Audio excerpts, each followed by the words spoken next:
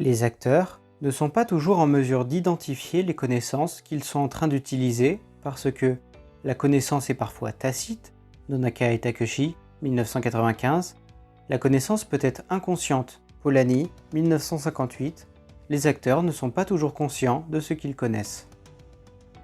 Classiquement, en gestion des connaissances, on distingue les connaissances tacites des connaissances explicites.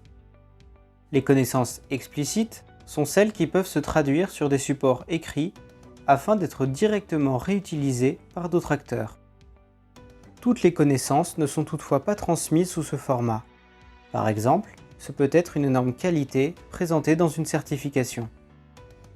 Inversement, les connaissances tacites sont, elles, directement rattachées à un acteur et acquises via les émotions, l'expérience et l'intuition.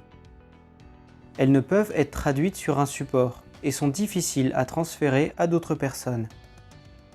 Par exemple, ce peut être le savoir-faire d'un artisan dans le bâtiment ou d'un potier.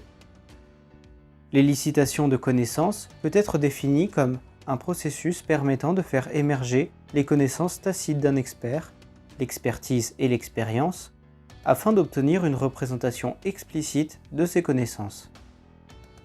Il existe différentes techniques d'élicitation des connaissances d'un acteur, Tunnicliffe et Scrivener, 1991. Milton, 2007, a fait la synthèse de quelques techniques d'élicitation des connaissances les plus utilisées, entretien, scénario, cartographie de concepts, etc.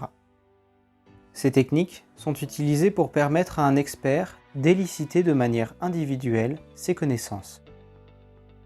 La méthode ISEACAP contribue aussi à éliciter des connaissances, étape 2 de la méthode. Il s'agit toutefois d'une élicitation collective des connaissances.